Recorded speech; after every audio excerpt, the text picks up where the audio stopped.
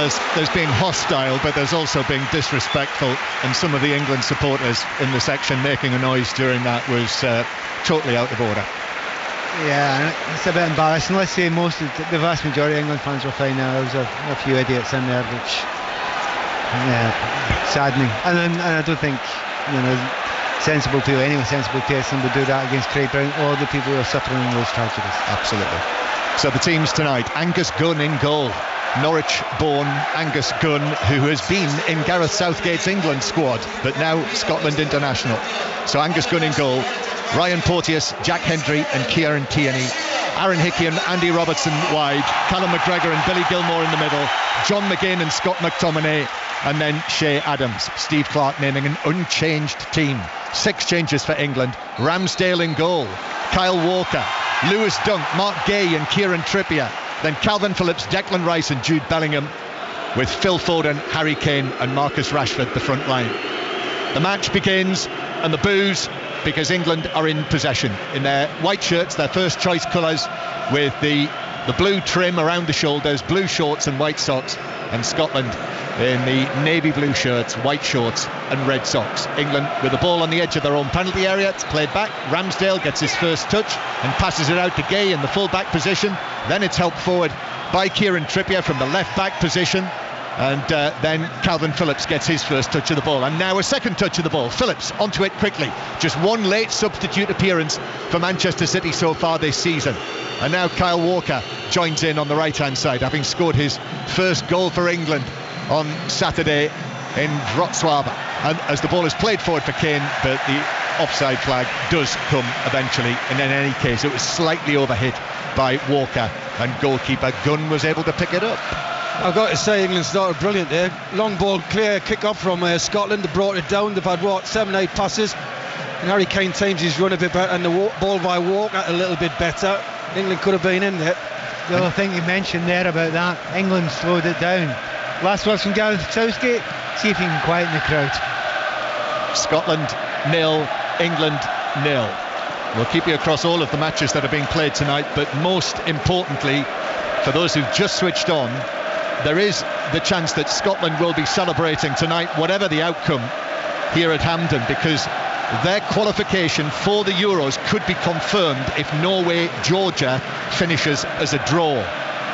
So we'll regularly update you on the score from Oslo, which will also have just kicked off. England attacking with Walker down the right hand side, and Walker finds that Robertson comes across and blocks it behind, and England have their first corner. Well, Pat, in the build-up you mentioned the fact that that was going to be a feature of the game. What happens on that side of the pitch? There seems to be a lot of space there, somewhat surprisingly. Bill Walker actually was the most impressive player for England the other night, and his pace will trouble any defence in the world. Straight there, down the line, tries to get to the byline, managed to get a corner kick.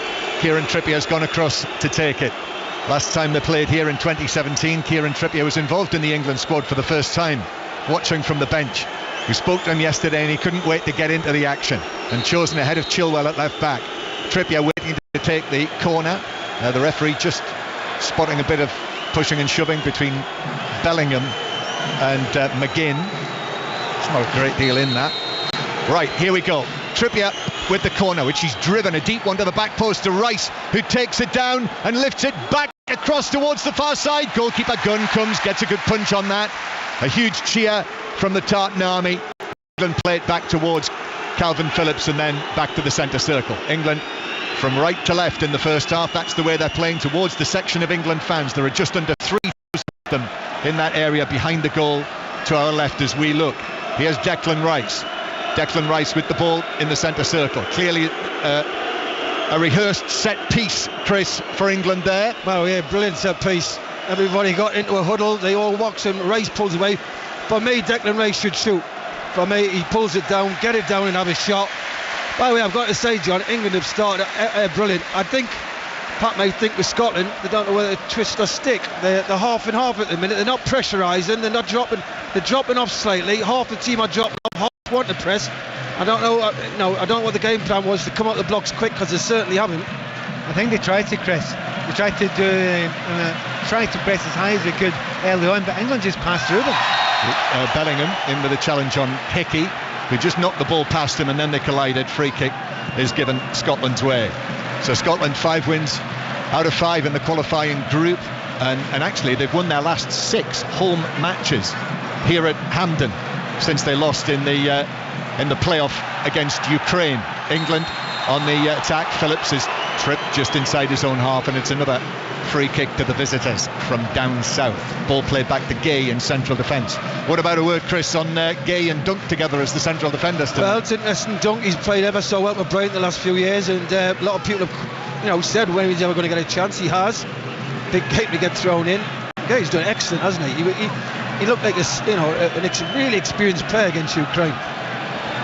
Dunk on the ball, playing it across to Gay, who Chris was referencing there, and then Rice back to the edge of the penalty area. Rice from that corner, that was not unlike the corner that he scored for Arsenal, his first goal against Manchester United. He was a little further out, and rather than shoot as he did at the Emirates here, he then just lifted it back across goal. Here is the Arsenal goalkeeper, Ramsdale, who passes it out, now through the middle to Harry Kane. Kane winning his 86th cap tonight, back at the ground where he scored that thrilling late goal to make it 2-2 back in 2017. Now Trippier to Rashford down the left hand side, and across comes Porteous with the challenge. Final touch off the Scotland central defender. Can't get hold of the ball, Scotland. Right now, you're absolutely right. They cannot go on the ball, and Rashford looks so dangerous on the left hand side. They all do. England's confidence levels are unbelievable. The way they've come in here, hostile atmosphere. It's a big game. Listen, and England have just settled from the kick-off, and they're playing some great football. Scotland look nervous, and they don't. To me, as I said, I just don't know whether they're going to press or drop off. They're not doing either. That hostile welcome before the game. I mean, as I said at the time, that was a motivation in itself. Trippier with a corner then into the near post, but that's headed out, back out towards Trippier, who controls it, plays it back to Phillips. Phillips 30 yards out, angles a pass right across the penalty area, and Hickey was there. In actual fact, Harry Kane was just backing away, and Hickey just got there and headed it behind. What Scotland like to do generally in these situations, they can soak up pressure. They often do it. They did against Spain, and that's what they have to do sometimes. They're good against good technical players. But the way England are playing at the moment, they're getting little half chances and openings. Steve Clarke will be very worried down there. Scotland 0, England 0, very early stages. 6 minutes on the clock. Here's the corner for England to the back post to stretch, but off Lewis Dunk's head. He was being buffeted on either side as well, and it just took it way beyond the far post. Yeah, a little bit too much pace on it. He's always on his heels, isn't he? But I noticed a couple of England players went up to the referee and started saying about his holding for corners. We see it in every game, but he did mention it to the referee, and I think he is starting to look a little bit more. What a flick by Foden down the line. It was a backheel flick, a proper pacey backheel flick down the line for Walker, who latched on it. Manchester City connection, and then the ball was deflected out for a throw. Walker's taken the throw, even though the Scotland man is down. It's Kieran Tierney who stayed down in the full-back position after they collided. I think Walker went through a wee bit heavier than they absolutely needed to there. Tierney's trying to show the ball out. They make it a little knee right in the, shall we call it, posterior. He's okay, he's back on his feet. The throw-in is taken. There's been a goal in England's qualifying group in the match between Malta and North Macedonia. So the bottom two in the table, Macedonia winning 1-0 away against Malta. Tonight it's Italy-Ukraine in Milan this evening, so we'll keep you up to date with the score there as well. But 0-0 here at Hampden, and England dominating as they did in the early stages in Poland against Ukraine on Saturday night. And Walker winning a throw-in for England, level with the edge of his own penalty area. Great scene at Hampden. The stadium is brilliantly dressed up for this match, both on the inside and on the outside. It really does feel, it's a friendly, but it feels like a special occasion. The way that this match has been addressed by the SFA. Throw-in taken to Kane, who lifts one foot to the halfway line, comes off Bellingham back to Kane, first time pass, but that was behind Rashford. Play on the halfway line for a throw. One of the things that Chris was asking about there is about, Scotland being pressed back. They've very little possession so far, and again, Scotland. But I've watched this in this run with Scotland. Against Norway, Scotland hardly got a kick until about 10 minutes to go, and then got the 2 goals. And it wasn't dissimilar against Spain. Now, I'm not saying it's deliberate, but they've been here. As long as they don't lose a goal early, Scotland can generally cope with this quite well. Yeah, and Spain, one of those victims, one of the 6 consecutive home victories here at Hampden for Scotland in this group. Scotland go to Spain next month. They play them in Seville next month, as well as a friendly against France. So that will be another challenge for Scotland, but that's where Steve Clarke is aiming. Back at the Euros, they were ranked 44th in the world. Now they are ranked 30. England up in 4th, and England with Rice playing it to Rashford. Rashford turns away.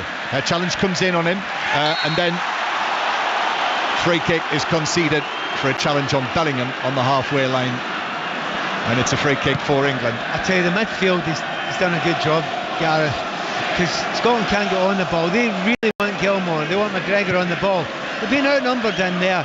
They cannot get on the ball. If Scotland don't get those two on the ball, they can't control the game in any way whatsoever. Yeah, McGregor it was with that foul on Jude Bellingham. So that's at least a couple of fouls already on Bellingham. I think he's an interesting selection tonight. He started all of the matches for Real Madrid as Kyle Walker loses possession on the left-hand side and has to concede a throw up against Andy Robertson. This time it's the Liverpool man having success down at the other end, the Scotland captain. He's going to leave that. Robertson just wandering down the line, and the throw-in taken by Tierney, touched back out towards the far side by McGregor, then back towards the halfway line, and now Scotland are enjoying a little bit of possession. 10 minutes on the clock, still 0-0. This is BBC Radio 5 Live and BBC Sounds live from the south side of Glasgow. Tierney out on the left wing, still inside England territory. The Real Sociedad man, as he is now, played at left back, I notice, in his one match so far for Sociedad, in which they won 5-3. Scotland lose possession on the halfway line. Rice back to central defence to Lewis Dunk. Almost 5 years since he won his first cap, now his second. Dunk hits a long pass down the middle, but goalkeeper Gunn out of the penalty area, and in any case the offside flag was up against the run of Rashford. I've got to say, I've been very impressed with England. Scotland's just starting to come into the game a bit, to put a few passes together, but England's played excellent. I mean, against it's the same old story to me, John. It's a bit like watching the Ukraine game, yeah, where they've got a lot of possession, moving the ball, nice triangles, a lot of movement, but that final third, you're looking for somebody with that bit of quality, and we're not seeing it. The only thing that they've done so far, England, in terms of creativity, is from the set pieces, which was largely the case on Saturday night. On what we should say was not a good pitch, that patchwork pitch. But England with the ball at the back, there's nothing wrong with Hampden. How you want to play in the 80s, John? They want good pitches as well. Funnily enough, in some of those pictures that we're watching of Hampden from years past, it didn't look like this. Kane does well, beats the defender, then almost manages to prod it past Porteous, but Porteous was able to come across and get his teammate out of trouble, Jack Hendry. And now Scotland actually are away in the counter-attack. It's played through on the left-hand side, and now into the penalty area, recovering challenge as the whistle goes. Che Adams was able to burst away with it, but the offside flag does come, and Che Adams was flagged offside. So whatever had happened to that, if it had ended up in the back of the net, it would have been all academic. Do you know, I think Chris and I are looking going, yeah, very good.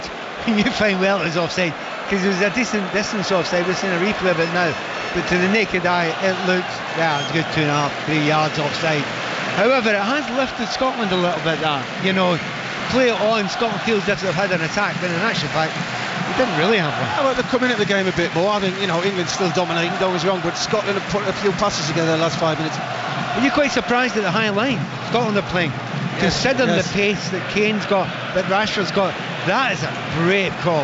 Yeah, they've worked it well so far. They've caught England offside twice, haven't they? But it is a risky game. But Kane, a few moments ago, very nearly got away. Initially just turned. Especially, John, especially when there's no time on the ball. There's time on the ball, you've got to drop off slightly. All right, if you've got a guy pressing the ball, his head goes down, you can squeeze a bit. That's the voice of Chris Waddle. Pat Nevin as well. England and Scotland internationals played in this match, played against each other in this match, as Hickey of Brentford for Scotland goes back to Porteous. And now in centre field, Billy Gilmour, who's hardly been on the ball, and he was put right under pressure there. Calvin Phillips, but Gilmour did well, and now the ball swept forward from the left-hand side towards the edge of the penalty area, looking for Che Adams of Southampton, another of the English-born players in this Scotland side, and the free kick goes Scotland's way in the middle of the England half. It bounced up, I'm not sure if it struck an arm in there. Yeah, handball, I think. I think when Phillips went in, the referee's right beside it, I suppose. It's not very obvious from our viewpoint here, but Scotland will be very, very happy about that, because they've hardly got into the game at all here. But now, just on that left-hand side, you're beginning to see Robertson go a little bit further forward.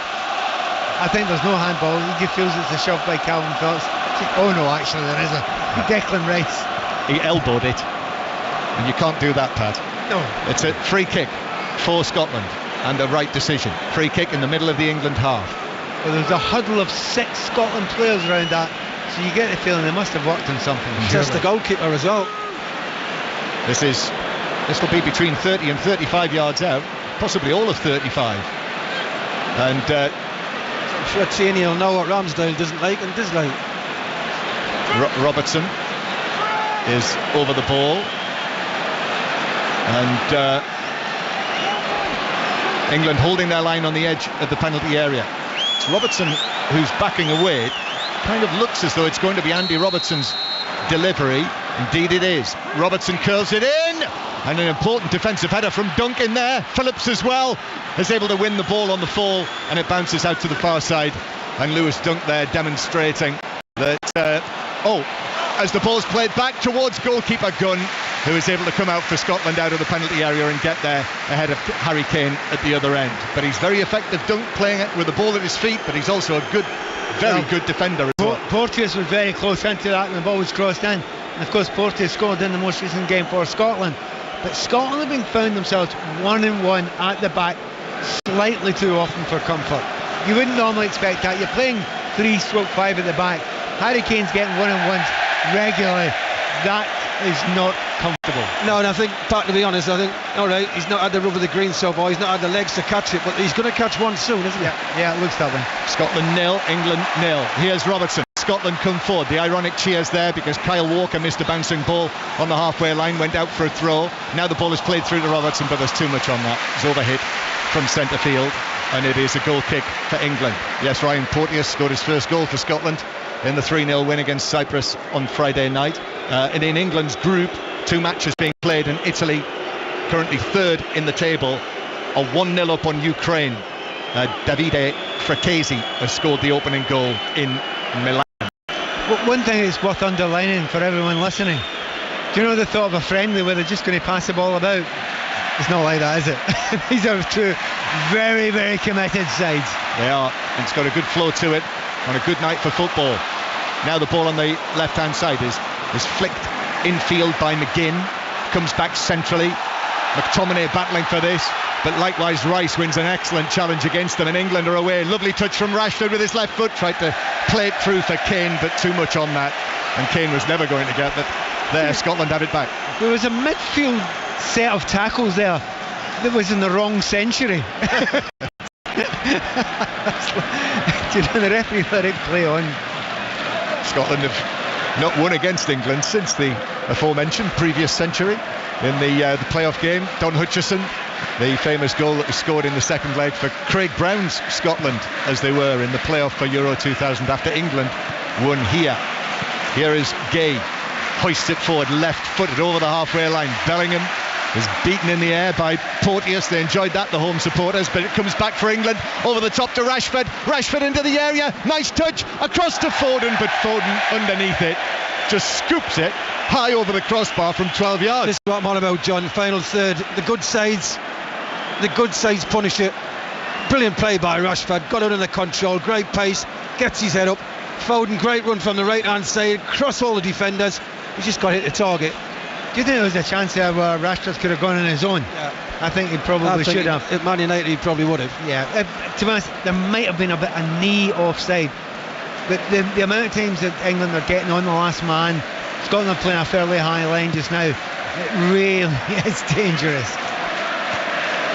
0-0, almost 20 minutes played. McGinn does well, stands up to the challenge of Calvin Phillips, keeps the ball. It's that John McGinn backside doing its job again, Pat. And now the ball played back into central defence, where Hendry, the Saudi Arabian based Jack Hendry, plays his club football with Jordan Henderson, who's on the bench for England tonight. Eddie Nketiah on the bench as well. Porteous plays it across, that was dangerous. Foden, if he'd been a little sharper, he might have been onto that, but Scotland got there first, Tierney, and played it back to the goalkeeper, and now the ball bounces out of play off the shins of Scott McTominay for a throw-in to England. So Kieran Trippier will take this. Steve Clarke down there on the side of the pitch, turned 60 last month. Well turned out tonight in his Scotland suit and Scotland tie. And Spain have taken the lead against Cyprus in Scotland's group. Spain 1, Cyprus 0. Gavi, the goal scorer. It is still Norway 0, Georgia 0. Were it to end like that, Scotland would confirm their qualification alongside the hosts Germany for the finals tonight. In the centre circle, Kane with a little bit of space, curls the pass forward to Rashford. It's Rashford into the area again, defenders there, Rashford with a back heel flick. Bellingham tries to take it on, Porteous comes in with the challenge, and in fact the offside flag was up against the surging Bellingham. Right, it's a matter of time, isn't it? Chris, if you're playing in that against that Scotland defence here, with the amount of time that they've got in the midfield to get their heads up. Yeah. And I don't know why they're going as early, because we're not, Harry Kane's not the quickest, we know that, but Rashford's rapid. Foden's very quick as well, so they don't need to gamble that early. Just time the run a bit better, because they'll get, how many times the flag's gone up 3 or 4 times, but they've been in 5 or 6 times now. It was Rashford. When it was played forward, it was Rashford who was in the offside position.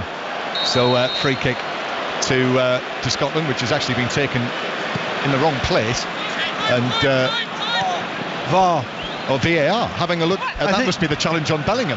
Yeah, but in the area, but surely it can't be, because the game has started again, and the game has started anyway. Yeah. So I think that will be quickly dismissed.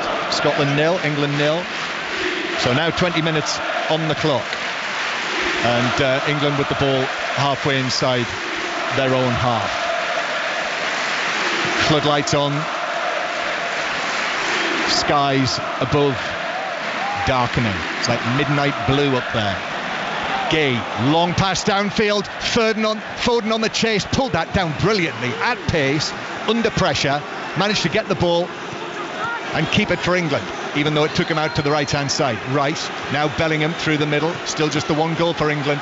Jude Bellingham, this tonight, his 26th appearance. You would think the goals would come. They've already come for Real Madrid, of course, 5 in his first 4 appearances. Phillips now. Here's Harry Kane.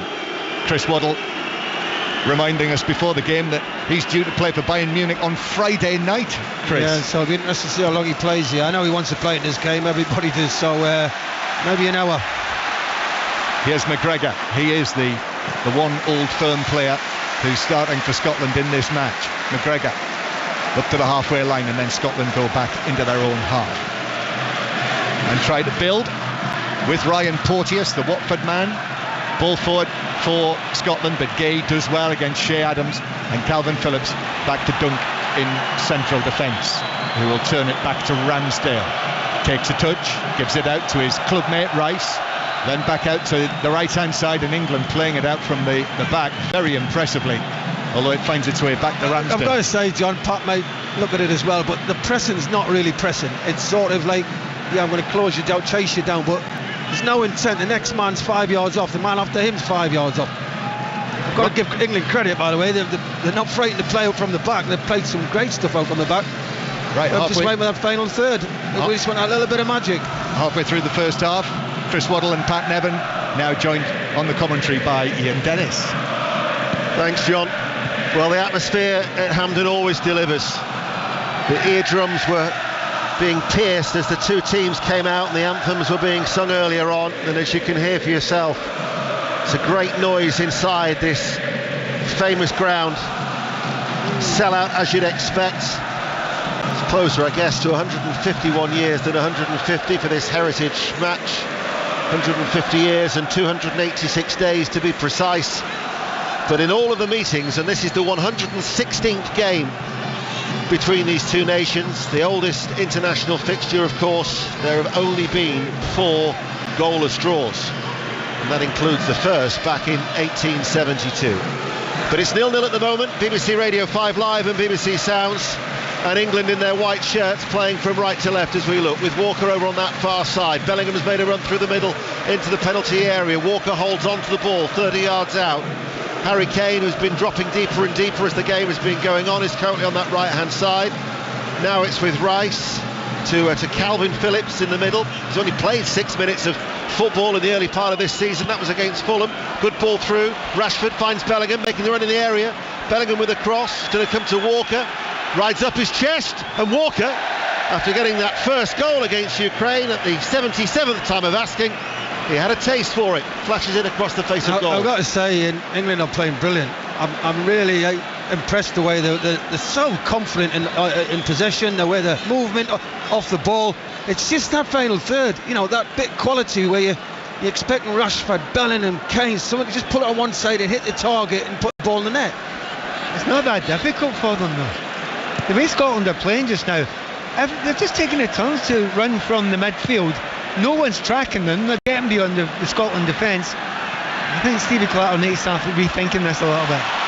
Here is McGinn for Scotland. Out it goes to Robertson. Early cross was blocked well by Kyle Walker. Scotland throw level with the England penalty area. Robertson takes it very, very quickly. Now it's with McGregor. Mr. Consistency for Scotland, the Celtic captain. McTominay's come deep. He's been in amongst the goals for Scotland in recent matches. Talented Gilmour, always looking to try and make things tick in the midfield. And now the ball is chipped forward, but it'll be Lewis Dunk who'll get there first under these darkening skies on a very pleasant evening. A little bit of afters there between Gilmour and Bellingham. Bellingham is saying that Gilmour had just left an elbow in on him. Always a little bit of needle, as you'd expect. Also, Gilmour will know what's going on here.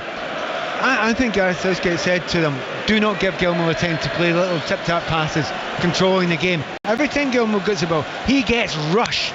Do not allow him to control play. He did in the previous game, the 0-0 down at Wembley. And I think he's getting a little bit annoyed about that. Understandably. Yeah, he looks for the ball out from the back, looking to make that run forward was Bellingham, but again he just leaves a little bit there on Jack Hendry, cleared away by Angus Gunn, and it'll be a free kick to Scotland. Now, Norway 1, Georgia 0 is a latest score from Oslo. Erling Haaland has scored, and that does have an impact on the potential celebrations here at Hampden, because if that was to be a draw, and only a draw, Scotland would become the first side to qualify for Germany in the Euros next summer. But Erling Haaland has had something to say about that in Oslo. Here is his teammate for Manchester City, Foden, as England play it through the middle. Very slick through that midfield. Walker now is onto it on that far side, the right. Walker with a cross, and it's turned behind by Jack Hendry for a corner kick to England. That was a very slick passage of play. Brilliant football, absolutely one-touch movement. Everybody was on the go. Again, that final ball at the end, isn't it? It's just picking somebody out or getting a shot on target. Up to the 18-yard line, England have been absolutely brilliant. 27 minutes played. England have a corner kick far side the right.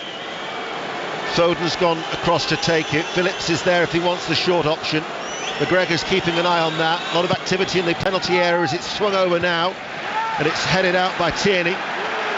Rice unable to bring it under control immediately, passes the ball to Kieran Trippier. 9th time that he started as a left back, Kieran Trippier.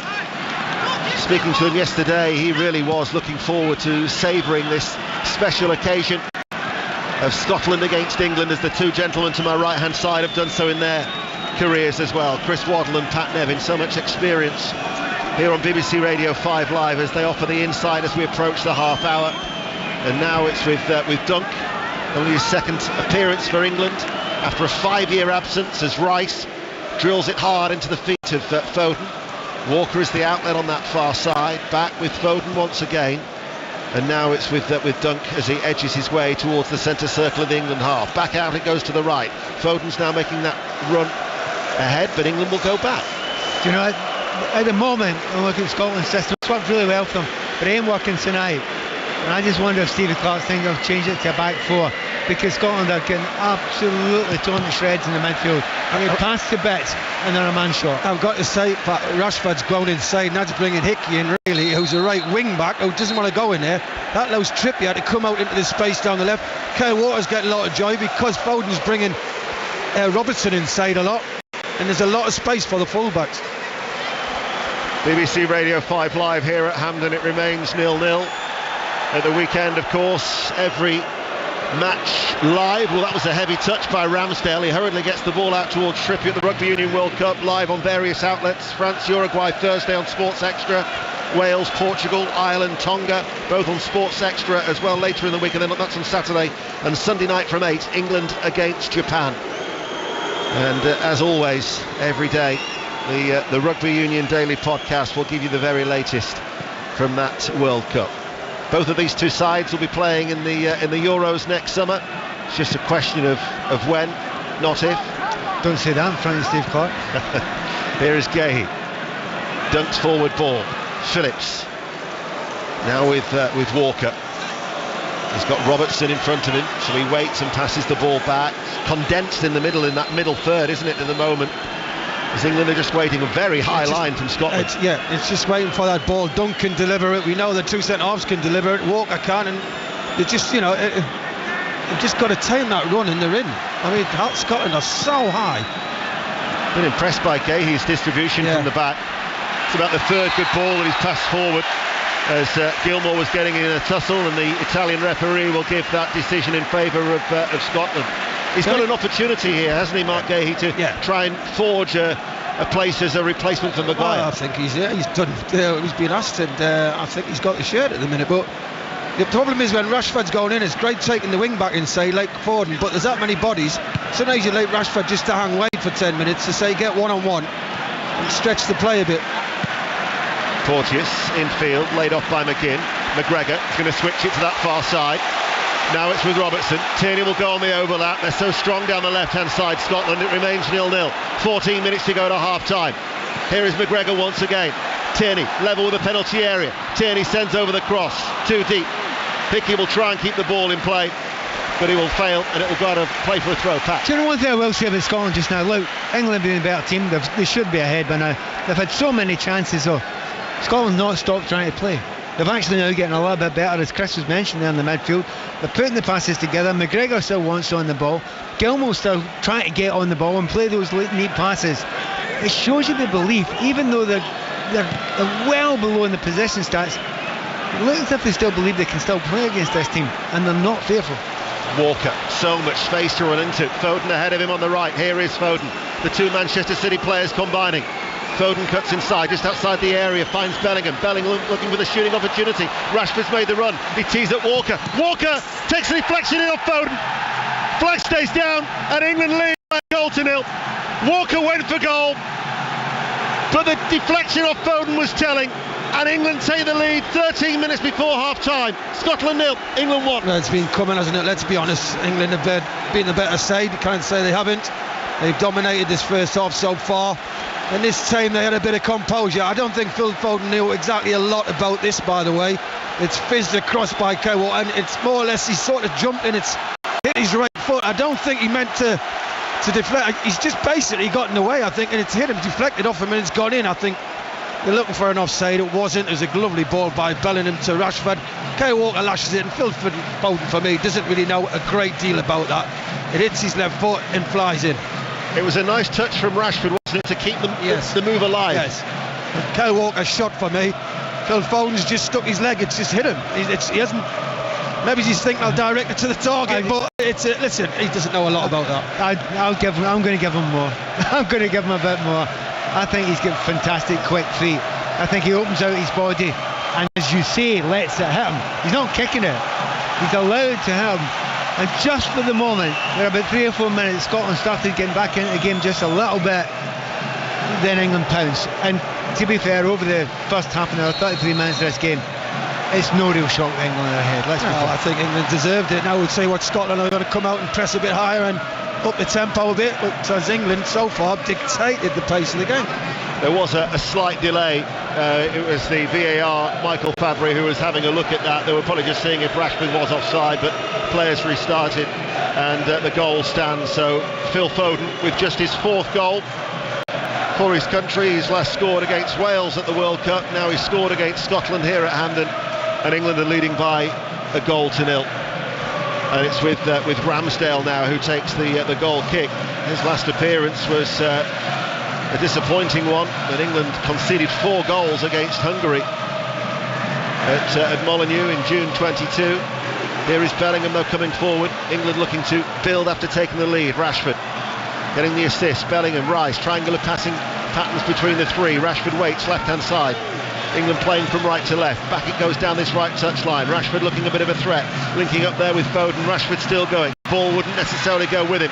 Phillips though will scoop the ball back out towards Bellingham. Foden's gone on ahead of him. Left hand side of the penalty area. Bellingham holds onto it, still hasn't delivered the cross. He waits, back heels it, creates the opening for Foden, sends over the cross, far post. Kane was there, couldn't get there. Poor clearance, drilled in by Bellingham. And England double their lead. 2 goals in the space of 3 minutes, and England now have firm control of this match. Here at Hampden Park, it's Scotland 0, England 2. Well, we're talking about the final third. The last few games with England don't create enough.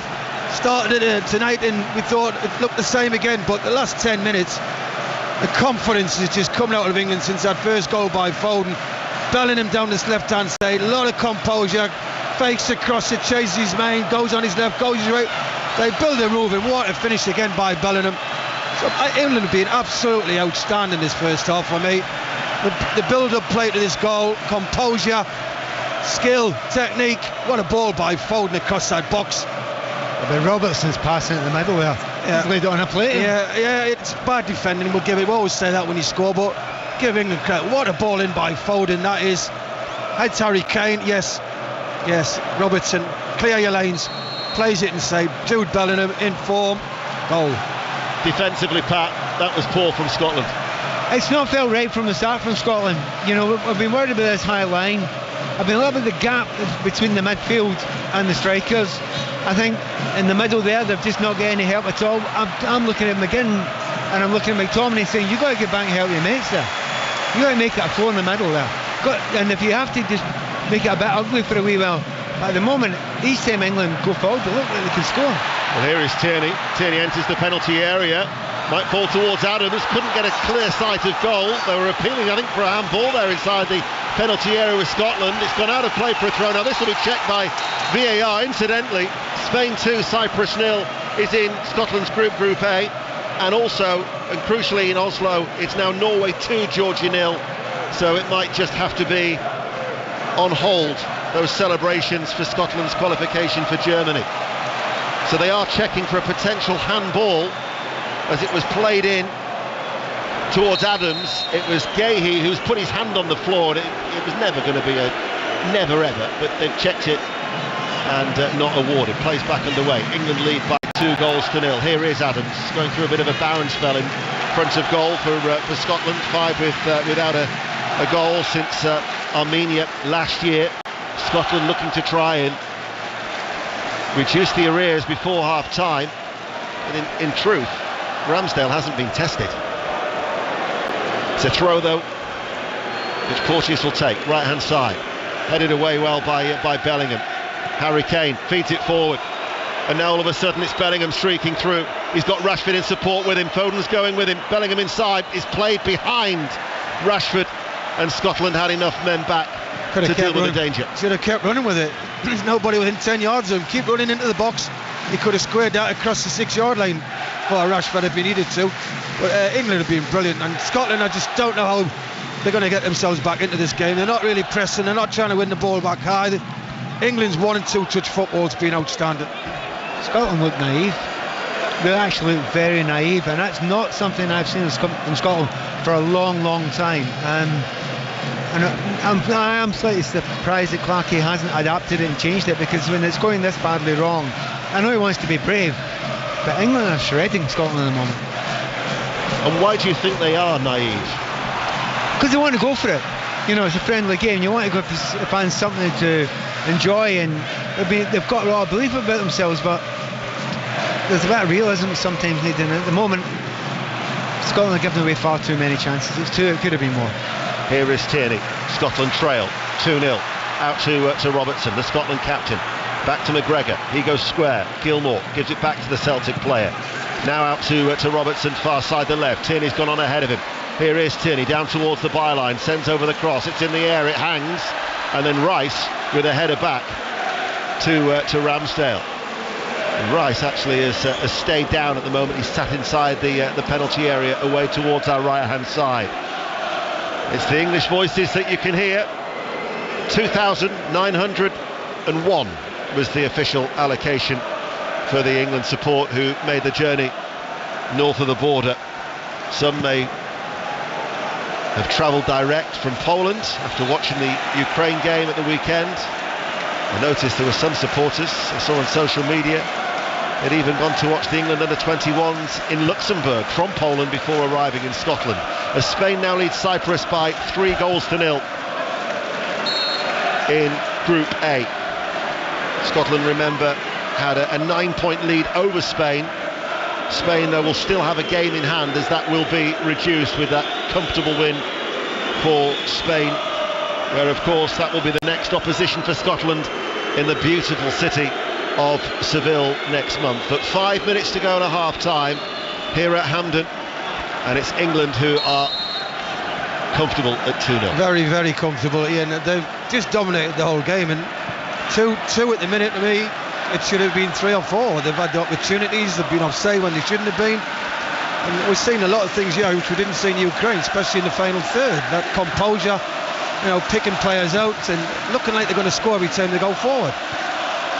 Ball headed away on that far side by Dunk, climbing over the head of McGinn. Tierney, though, has it for Scotland. Adams caught a little bit late. The referee's played the advantage. He touched the ball and laid it behind to McGinn. McGinn will run forward, holds on to the ball. By that time, England have got, 9 outfield players, 9 white shirts back behind the ball. England recovered their ground very, very quickly. Ball played inside. Gilmour. McGregor.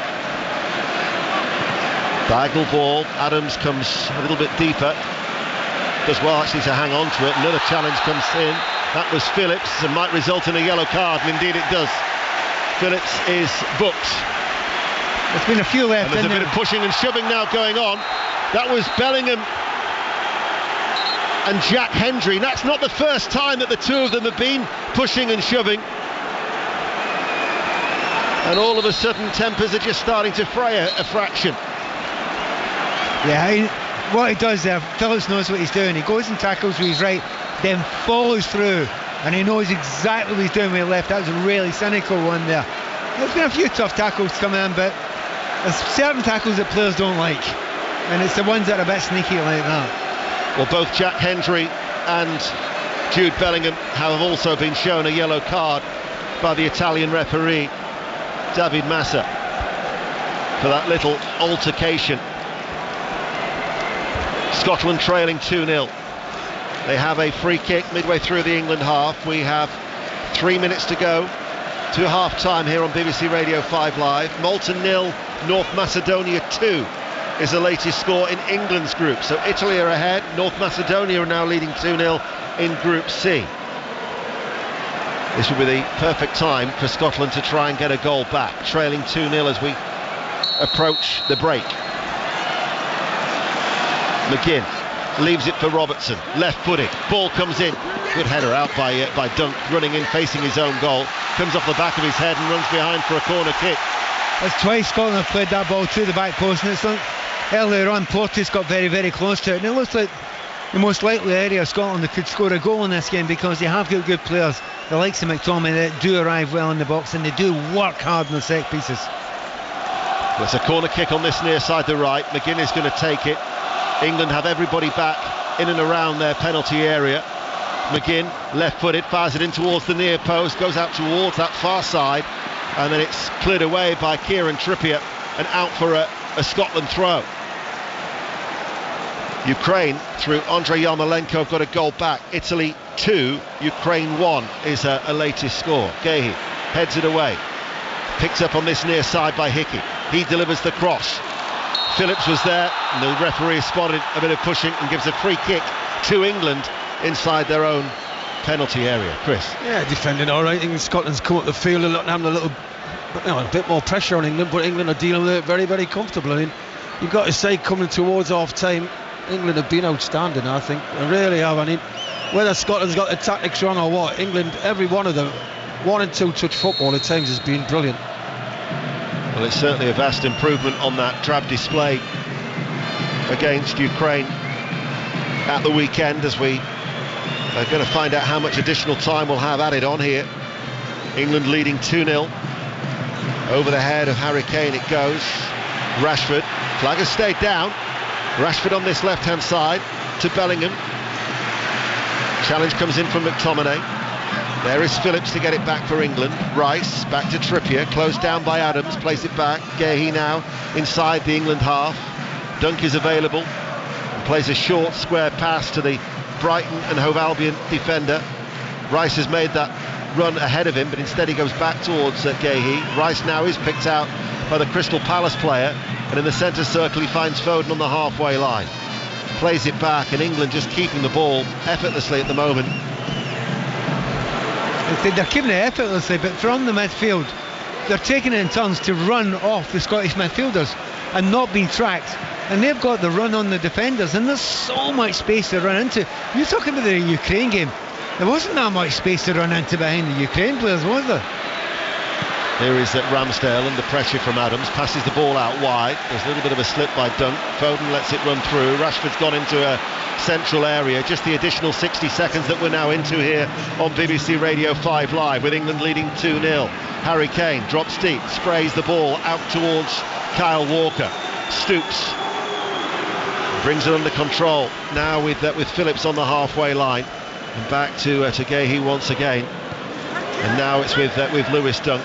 Rice is available and he finds him straight away. Gilmour runs towards him, but Rice isn't fazed by that prospect. Passes the ball back, and we're now getting the olays from the England travelling support as they string the passes together in these closing seconds of this first half at Hampden, where it's Scotland 0, England 2, and Ramsdale hits the ball high downfield, laid off by Kane. Bellingham's made the run, Rashford's found him. Bellingham just outside the D, finds Foden with a cross. That would have been a lovely goal. It was just too far ahead of Harry Kane, but again the passing and the play from England, very easy out the eye. Brilliant. Harry Kane linking the play. There's a half-time whistle in. I mean, England for me have just been outstanding this first half, and in the final third, that's what we want to see from them, creating chances, putting them away as well. We'll get the thoughts of Pat and Chris with Juliet. But 2 goals in the space of 3 minutes. Foden with the first, and then Bellingham, after a poor clearance from Robertson, added a second after 35 minutes. Half-time at Hampden, it's Scotland 0, England 2. Juliet. Chris Waddle, you said just then that England have been outstanding, and all that talk of experimenting and the changes England made for this match as a test, as a team for Gareth Southgate to see if they could come through it here in this atmosphere against this Scotland side on such a run of form. It's been so comfortable. Listen, from the kick-off to me, there was no nerves. They relished the game. They looked at it, the belief in them, even though people criticise them against Ukraine. They've been on a great run, playing well. A lot of these players are playing well for their club sides as well, so the confidence is very high. I thought it would be a lot harder, I've got to say. Pat made no reason why Scotland haven't turned up as such yet, but I thought it was going to be a lot harder than what it was. The atmosphere, the way Scotland's been playing, the results have had, and I've got to say, I mean, Pat may disagree, but the first half's been a walk in the park for England. So Pat, why hasn't it been harder for England? I will not disagree. I think it has been a walk in the park for England. I think it's partially been made that way because Scotland are playing in a very un-Scotland-like way just now. To play such a high line and then not follow the midfielders driving from midfield. Chris, you would love to play against that. You're sitting watching that and you're thinking, that would be great fun, that. Because not only do you get to run into a massive amount of space, but if you're picking up the ball and often, what you're doing it often enough when you play, just keep your head up. I mean, there's easy passes on, really simple ones on, to go beyond defences. Usually, you have to work so hard to get into those positions. England, I'm taking nothing away from you, played really well, done everything right, very professionally, looking real quality. Scotland making it very easy for you, because that's actually quite enjoyable to play against. I would love to play against that. It's so un-Scotland. The last time Scotland did that, played away against the Republic of Ireland, and we had a stinker that day. It was just an off day for everybody. No one was up for it. Everyone looked tired. And at the moment, I'm just thinking, got to change that. That system's not working. Got to adapt it. Is it nerves? Chris was saying early in commentary they look nervous, Scotland. I don't actually think it's nerves. No, I don't think that's that team. I don't think they're like that. They've played enough. I've watched them enough playing against big teams in games that aren't inverted commas friendlies. So it's not nerves. It's the fact that they've been set out in a set way. I've never seen them playing that high. when they're not in possession. So they've gone out and set a certain way. What I do trust in is Stevie Clarke to see where the problems are, and I'm desperate to see at the start of the second half what he does. When you play high, right, for me, when you play high, the players in front of the defence have got to go and press the ball and make it hard for the opposition. That's why you're playing high, to condense it so you can get tackles on and win the ball higher, and you can be in the final third. Scotland back 3 or whatever they are, 5 at times, are playing high, but ahead of them there's nobody putting any pressure on the ball. So it's easy for England to come out in one ball. How many times have we just seen the ball being hit 50 yards, 40 yards, just drifted over the top? It's an easy ball for Rashford to run on, or Foden to run on. Harry Kane's been in 2 or 3 times. If you're going to play high, you've got to press the ball and put their heads down and make them think we can't get out. But they're not. They're letting England have time on the ball. Oh, we'll pick that pass. You can't let players of this quality do that. There's a reason why, and I'm pretty sure the reason why is very simple. Scotland playing back 5, and they're up against one guy. So they've got a bunch of players who are all running from the midfield. And see, if you're running and you're static, the guy running just going to run past you. So you've got to change that. Let's see if Steve Clarke makes changes at half-time. It dampens the mood, certainly, this scoreline here at Hampden Park, where England leads Scotland 2-0, because as well as this going on here, the scoreline in Oslo too affecting the mood. Norway leading Georgia in Scotland's qualifying group for Euro 2024 next year. It's 8:36, it's 5 Live. We can get the latest news now with Dan Maudsley. Listen on BBC Sounds. This is BBC Radio 5 Live. Thanks so much. Good evening. Thousands of people are missing after devastating floods have hit Libya. In the port city of Derna, where 2 dams burst, the authorities say they've recovered more than 1,000 bodies. Poundland has agreed to take on the lease of around 70 Wilko stores after the retailer collapsed last month. The first branches of Wilko shut today after no buyer could be found. The most senior Republican in the US Congress has ordered House committees to begin an impeachment inquiry into President Biden. Kevin McCarthy said his party had uncovered serious and credible corruption allegations. The White House has dismissed the move as extreme politics. And the head of the oil giant BP has resigned as chief executive amid a review of his personal relationships with colleagues. The company said Bernard Looney, who had led the company since 2020, was stepping down with immediate effect. Rugby World Cup 2023 on 5 Live, Radio 5 Sports Extra and the BBC Sport website. Out it goes to Arendse, takes the kick, scampers in, second try for South Africa, taking the crossfield kick, in for the try, it's all South Africa now. On Thursday, France against Uruguay. Kick-off 8 p.m. on Radio 5 Sports Extra. 5 Live Sport is your home of the 2023 Rugby World Cup. Listen on BBC Sounds. This is 5 Live Sport. Listen on BBC Sounds. Here at Hampden Park then at half-time, it's Scotland 0, England 2 in this heritage match. Remember, Norway and Georgia playing each other in Oslo to add to the frustration in the crowd here. Norway are leading Georgia by 2-0. Haaland and Odegaard giving Norway their first half lead. So as it stands, Scotland would have to go to Spain in the next round of matches to confirm their place in Euro 2024 in Germany next year. To the Rugby World Cup, and flanker Tom Curry will miss England's next World Cup group games against Japan and Chile. It's after he was sent off during Saturday's win over Argentina in Marseille, and a little earlier I spoke to our rugby correspondent Chris Jones, who's at the England training camp in La Touquet.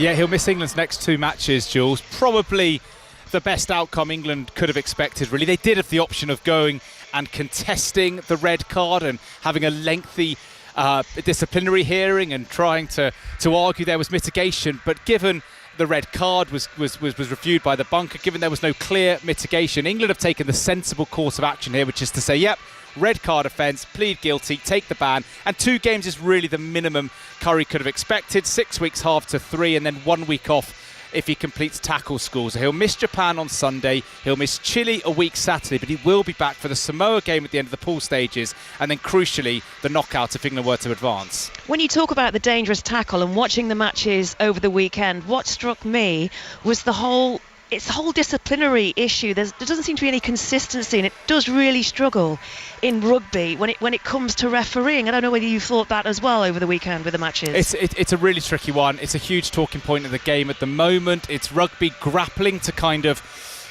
retain all of the things that make it the sport it is in terms of physical confrontation, while also looking to protect players, especially to protect players' heads. And for a fair few fans watching on the weekend, they would wonder why a certain challenge is a yellow card, a certain challenge is nothing, and a certain challenge is a red card. So it can be confusing. The referees are striving for consistency, but I suppose game to game, you're never going to get total consistency because every tackle is that little bit different. But I'm sure the referees after this weekend will try and be as clear as possible. And I think when it comes to curries, it's the kind of challenge that the game is trying to eradicate. Yes, it was most likely an accident. And yes, Curry didn't mean to hurt the opposition player, but by putting his head in the same space as the Argentinian's head, there is the recklessness involved and the risk of a head collision. So it's harsh on Curry, but it is the kind of challenge World Rugby are trying to eradicate from the game, and in future he's got to just try and not put himself in that position, difficult as it might be. So what are England's options now with the 2-game ban and with him missing for those 2 matches? Well, they're going to miss Curry. They've not had him in a while because of his injury. He only come back for a couple of minutes before he's been sent off and banned for a couple of games. Lewis Ludlam came off the bench and was great, wasn't he, in that final quarter? But England might want to continue to use him as a bench option, in which case Billy Vunipola comes into the conversation, Jules. He's been serving a 2-match ban after his red card against Ireland in the warm-ups, but he's back available. Richard Wigglesworth, who we spoke to today, our guest on the podcast tomorrow morning, he said Billy has been training, he's fit, he's firing, and he's ready to go. So England do have the option of bringing Vunipola back to play at number 8 and shifting Ben Earl, who started at 8 against Argentina, onto the open side flanks. There are options for England, even though they would have desperately loved to have had Tom Curry getting a bit of a run in the shirt, having been out for a while. Anything else just quickly in what Richard Wigglesworth was telling you? Yeah, just reflecting really on the weekend, proud of the performance, but also acknowledging that England need to sharpen up, especially in their attack. They didn't have much of a cutting edge. And I also asked him, Chris Ashton and I, about this kind of Ford, Farrell potential dilemma England might have down the line. George Ford was outstanding, wasn't he? Man of the match display, world-class performance. But Owen Farrell's the captain, and Farrell is going to be back available for Chile. He won't play this weekend because he is also serving a suspension. So Wigglesworth said the fly-half dilemma is a good problem to have, but he also did say, yeah, England need to shore up when it comes to these red cards, because we're talking a lot about England players serving a ban, about to serve a ban, and getting red card. And if England are going to progress in this tournament, great a start as they've had, they need to try and keep 50 men on the field where possible. Chris Jones there, our Rugby Union correspondent, and don't forget the Rugby Union Daily, the latest episode, it's out today. Chris is joined by Gareth Rhys-Owen and Tom English to look back on the home nation's performances at the weekend and how it really kind of sets them up for the rest of the tournament. In cricket, England women's ODI with Sri Lanka, that was called off because of rain. Sri Lanka had been reduced to 106 for 9 in the 30 overs they were able to play. It means that England lead the 3-match series 1-0 ahead of the final match in Leicester on Thursday. England's men take on New Zealand in the 3rd ODI at the Oval. The series is level at 1-1. Commentary on Sports Extra and BBC Sounds from 12:30. Jofra Archer, by the way, is back in training with England, having missed the summer with a stress fracture in his elbow. We're approaching the second half here at Hampden Park, where England leads Scotland by 2-0 in this heritage match, this friendly. But in Manchester, the Davis Cup Finals group stage got underway today. 16 nations trying to make it through to the knockout phase. Great Britain take on Australia, France and Switzerland in their round-robin group matches. Andy Murray missed the 3-1 win over Colombia in February, but he's back in the squad alongside Cameron Norrie, Dan Evans, Neil Skupski and Jack Draper. And I'm delighted to say that we can speak to Naomi Brodie now. Hello there, Naomi. Hello, good evening. Hello, I was talking to our tennis correspondent Russell Fuller earlier, and he was saying whilst the mood was a little bit flat today, when Great Britain get going tomorrow against Australia, Andy Murray also returning. That's a huge boost, and that's going to get bums on seats, isn't it? It absolutely is. The Great Britain ties this week, so that's Wednesday, Friday and Sunday.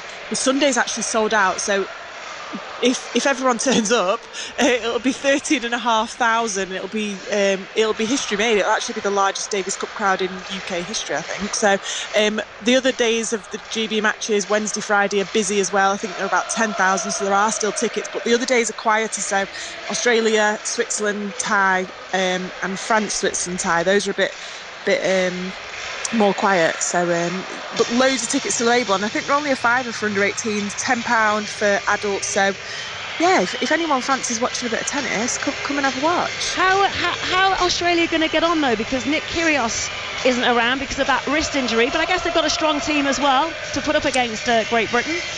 They've got it's actually a really strong group in general. So this is Group B, as you say. There are 4 groups all playing around the world this week, and it's such a strong group here, as you say. Australia, Nick's not here, but he wouldn't have made the team going off his current ranking anyway.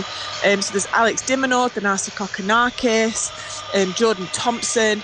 It's a really brilliant team, so it's not going to be easy for Great Britain tomorrow. They're going to need each and every one of those 10,000 supporters who've got tickets. What about France and Switzerland as well? What kind of competition will they pose? Tough as well. France beat Switzerland today 3-0, so they won both the singles and the doubles ties, and they were very impressive. Stan Wawrinka got absolutely killed by Hugo Humbert, an up-and-coming French player, so he looked very impressive. It's going to be a tricky group, as I say. It's not easy. There's a lot of good tennis to be played. It should be lively as it gets underway for Great Britain tomorrow. Naomi, thank you.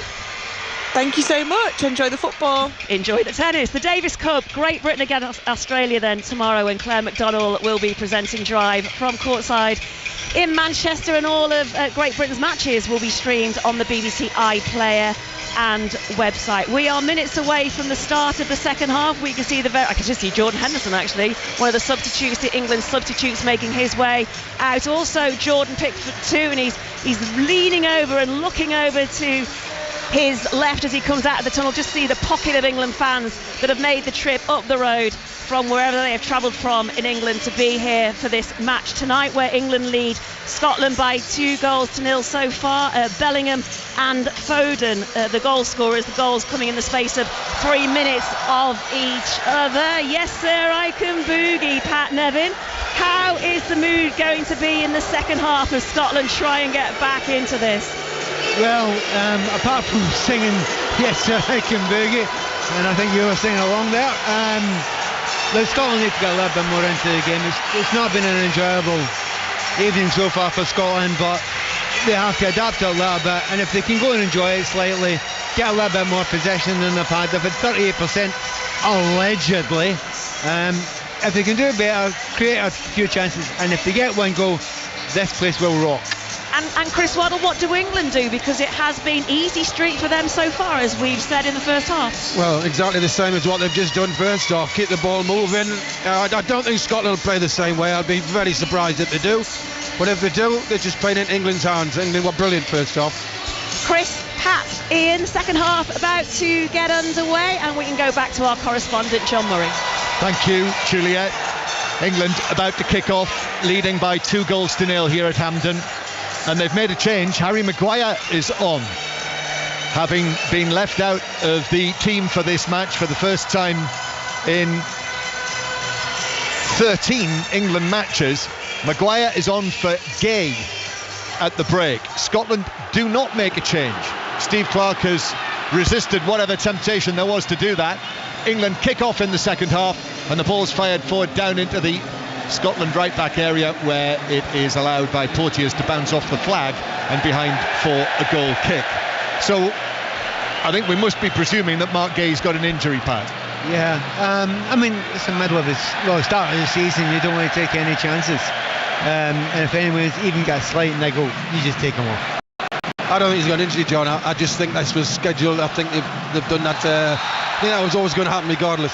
So he wants to have a look at Dunk and Maguire playing together. Yeah.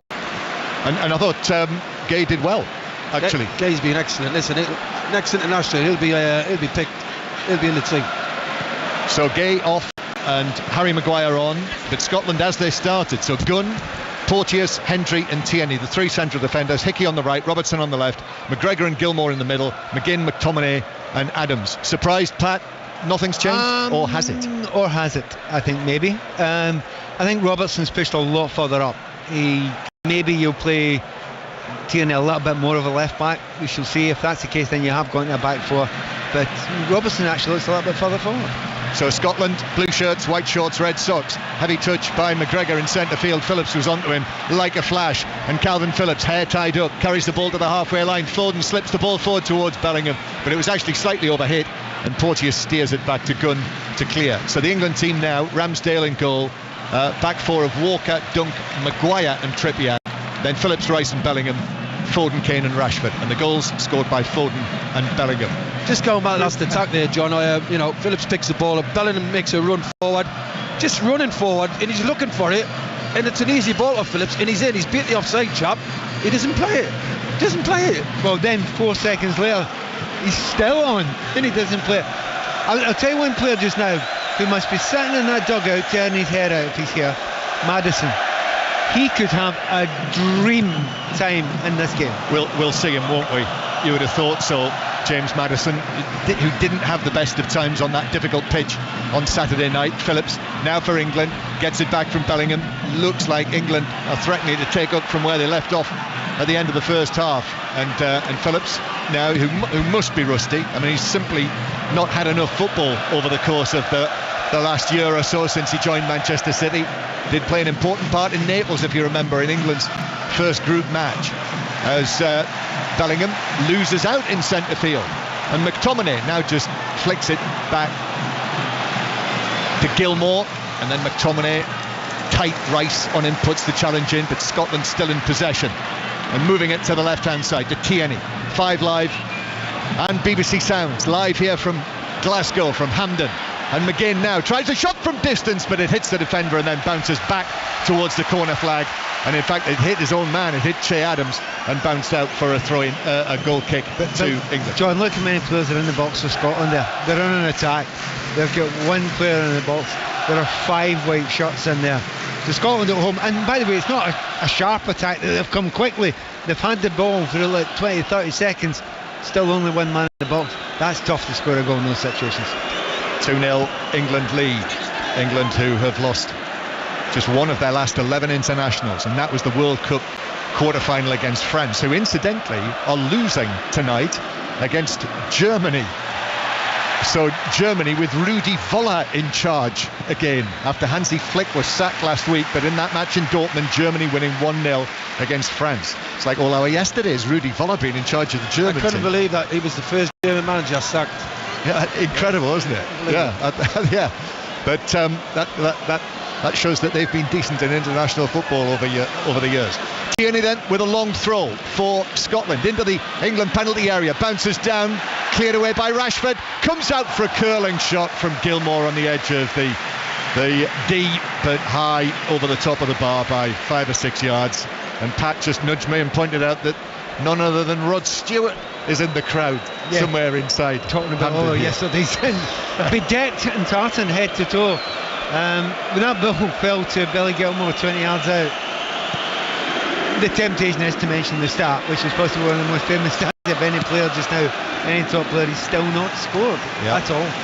Top level football. I saw him go close the other week against Newcastle when he had an excellent game. But you, Pat, you feel that's been the problem tonight for Scotland, right in the middle of midfield. Yeah, and they just need help. I mean, to be left on your own, against 2, 3, sometimes 4 players, it's just not easy. And I know McGregor's a good player. I know Billy Gilmour's a good player. But against 3 very good players, usually, you're going to get done, really, and they've not really been able to control it, even though both of them keep on trying to do the right things. Scotland 0, England 2, and England conceding a free kick. Like England, it's Maguire. Call for offside, I think, first. It is offside. It is offside, but so it's free kick for England. Maguire and McTominay in it. Yeah. So a free kick for England just inside their own half, but McTominay's taken a bang. The referee's just checking to see, 'cause I think it was on the side of his face, but he's okay. He's back up on his feet, Scott McTominay. Don't have mates in this game, even if you play for the same club. No, that's right. They might have both been playing for West Ham this season, Maguire and McTominay, but still both at Manchester United. Here's Dunk. in possession at the back. He's looked good, I must say, on his return to the England team. He's had to wait an awfully long time for it. Maguire in possession, so the Scotland supporters trying to get onto him, but gives it to Dunk, and then Dunk forward towards Kane. Kane holding it up and moving away, and then hitting a left foot pass that is headed down and away for Scotland by Hickey of Brentford. Now Declan Rice, who I must say has cruised around this game. Declan Rice. Now Dunk back to Maguire, and the Tartan Army very much entertaining themselves by trying to get under the skin of Harry Maguire, and at 2-0 down, I suppose. That's a minor victory. Brought Maguire on, it would have been very quiet, wouldn't it? It would. Maguire then back to Ramsdale, who takes a touch with his right foot, then gives it to Maguire, who almost stumbled there, but is able to find Rice. Now England trying to play it out from the back. Excellent tackle over there on Bellingham, and Scotland are back in possession. Gilmour now to the right hand side. McTominay angles it back. McGregor's onto it. Left footed ball into the penalty area. Walker heads it away. A diving header away as Robertson was arriving. And England are able to clear it. And actually it's been won back here by Foden. Kane, halfway inside his own half, just drags the ball back, moves infield and just plays it back. Composed play back into the penalty area to Dunk. I would say that was Scotland's best moment of the game so far. Yeah. Got a decent ball in a dangerous area. But one of Scotland's biggest problems here is because of Foden and because of the man Walker on the right hand side, their biggest powerhouse, the left hand side of Tierney and Robertson, they've just not got there, have they? No, they haven't. Kyle Walker's he's got better with age. He's getting better every season as well, by the way, Kyle Walker. Yes, Gareth Southgate saying after the Ukraine game on Saturday night that he's twice persuaded Kyle Walker not to go into international retirement. And I mean, he's so fit, he's in such good shape. And I was talking to him Saturday night about the possibility of him moving to Bayern Munich, but in the end it looks as though he's going to be getting a new contract with Manchester City. Here's Kane in the centre circle. Kane, low ball to the right hand side. Rashford's over here for the time being. Rashford now through the middle to Bellingham, forward of the centre circle, to his right to Foden. Foden now with the left foot to Walker, who's arrived in the full back position. There's no defender there, so he just holds it up, plays it back to Kane. Kane with a cross to the edge of the 6-yard box and a diving header away. Thought Bellingham might have taken a bang on the head there, but he's actually up onto his feet after that was headed away.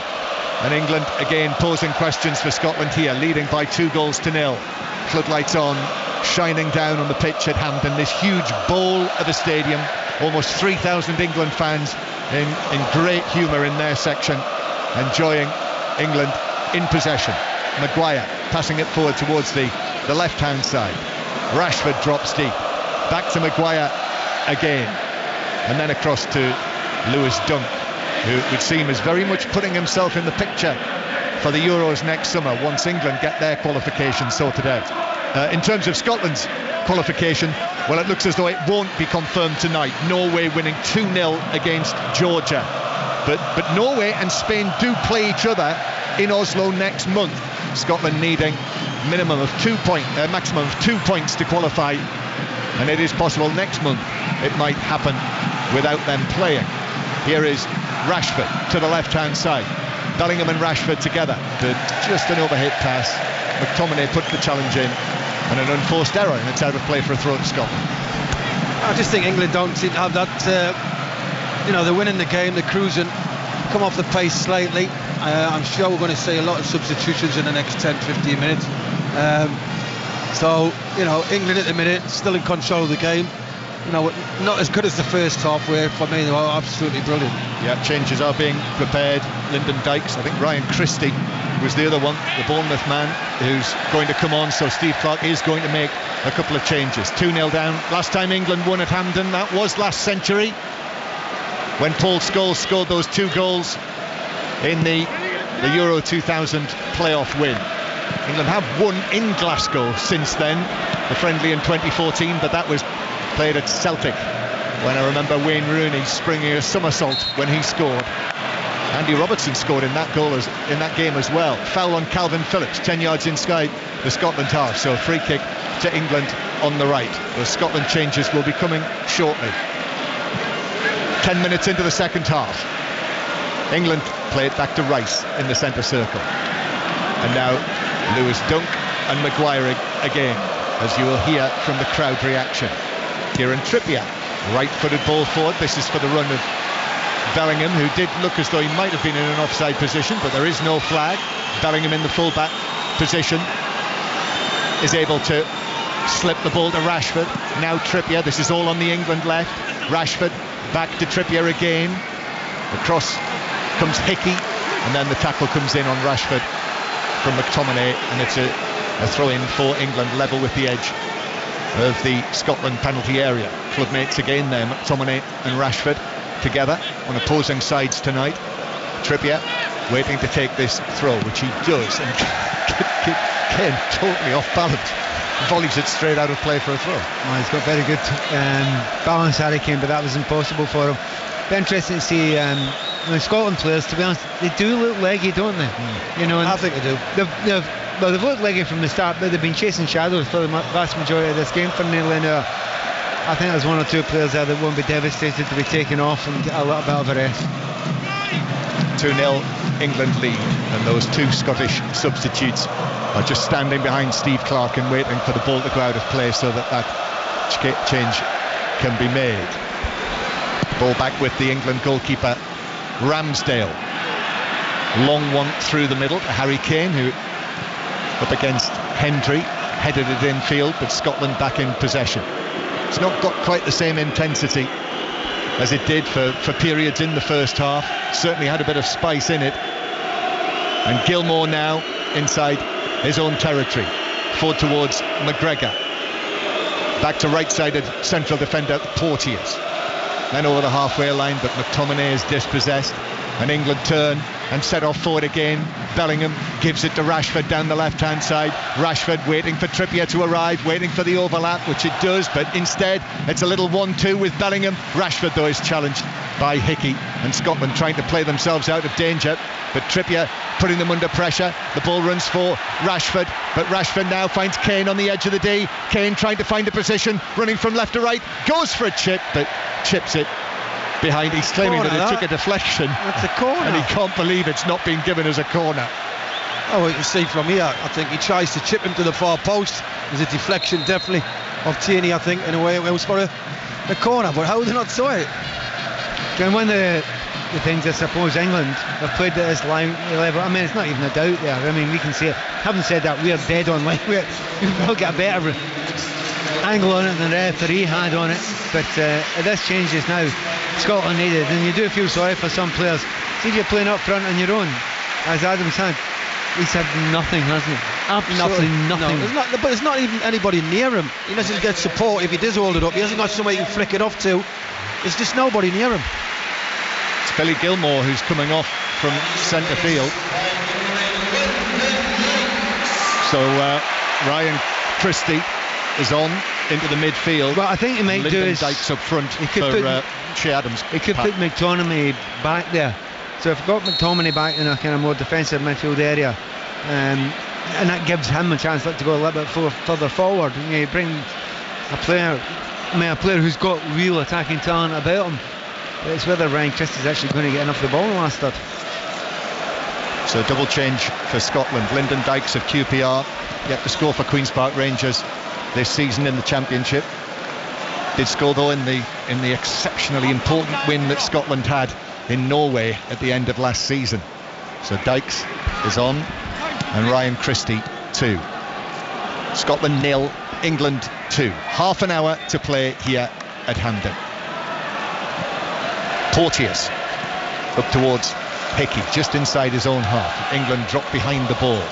England, who will have 2 home matches next month, another friendly actually against Australia first, and then the home match in the group against Italy. Italy winning 2-1 against Ukraine in Milan tonight in the qualifier last we heard, which is being played in Milan, which is where you'll be next week, Pat, when our Champions League commentaries begin from the group stage. The first match on the first night, the early kick-off, Milan against Newcastle. You'll hear that on 5 Live, and then many, many more Champions League commentaries during the course of the season. But here, Scotland coming forward. Hickey, though, overhits it. It just runs through to Ramsdale, who can easily move to his left and pick it up.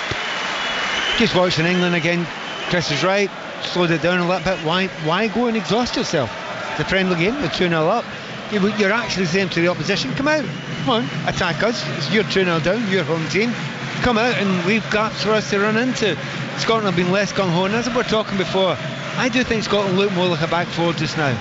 Yeah, Tierney's. I think that's one of the reasons why it's got a wee bit harder for England. He's told the wing backs to push on more. He's more said, look, go and play 20-30 yards higher. Don't need you in the lane at the back, letting the full-backs have the ball easy. They've told them to play. It's a bit braver. But England, as you say, just slowed it down. They dictated the tempo first half, and they dictated the tempo second half. It does, doesn't it, Pat? It does look like more like a back four. It looks like 4-1-4-1. And you're talking about McGregor sitting in front of the back four as much as possible. It's fluid, and Scotland will try and get forward if they can. But so far in this game, that's been extremely rare.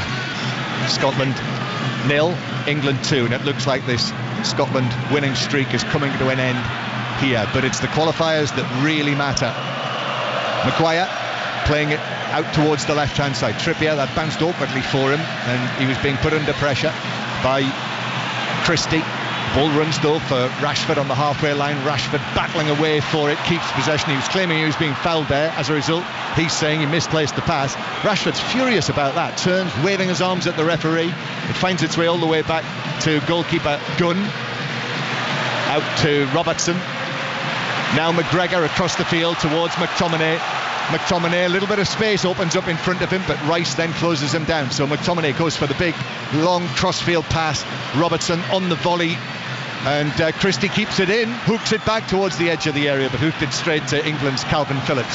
However, McGregor for Scotland again, and then Robertson, Christie, right-footed ball into the penalty area. McGregor back towards Robertson, who curls one over, but over everyone inside the penalty area and out for a throw-in. When you say everyone, you mean the one Scottish player and the four defenders. Now, given his due, McGinn was fairly close as well, but he strikes against four in there, and you've got to do something really special to do that. But once again, Scotland a little bit further up there.